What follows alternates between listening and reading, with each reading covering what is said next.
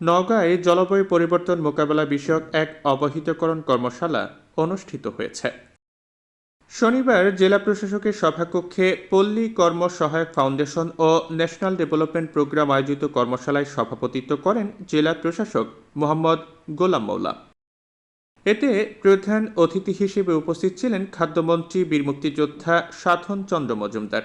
এ সময় খাদ্যমন্ত্রী বলেন, জলবায়ু পরিবর্তন 21 শতকের একটি অন্যতম বৈশ্বিক ঝুঁকি এবং বাংলাদেশ জলবায়ু পরিবর্তনের ফলে অত্যন্ত ঝুঁকিপূর্ণ অবস্থানে আছে।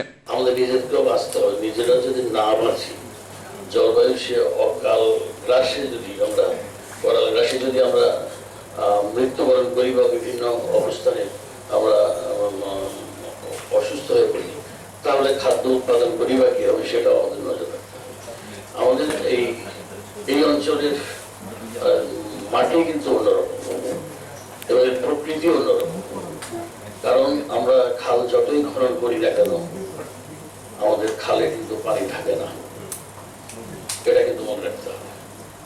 খালে পানি থাকে না, যেমন বৃষ্টি হলো পানি নেমে গেল, খাল আপনারা খনন করলেন এবং আশ্বিন কার্তিক মাসের পর থেকেই একটু সবজি বা একটু সরষাতে একটু সেচ দিল, তারপর সেই পানি আর নাই, একদম ফেটে শুকায়, খালি আপনার ফেটে আছে, আপনার কোনো খালের কোনো লাভ হয়।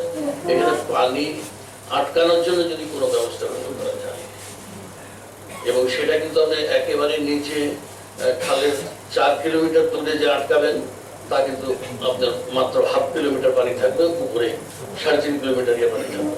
অনুষ্ঠানে বিশেষ অতিথি হিসেবে উপস্থিত ছিলেন পিকেএসএফ এর ব্যবস্থাপনা পরিচালক ডক্টর নমিতা হালদার। এছাড়া কর্মশালায় সরকারি বিভিন্ন দপ্তরের প্রতিনিধি, বিশ্ববিদ্যালয়ের শিক্ষক, আন্তর্জাতিক উন্নয়ন সহযোগী প্রতিষ্ঠান ও পিকেএসএফ এর সহযোগী সংস্থার প্রতিনিধিরা উপস্থিত ছিলেন।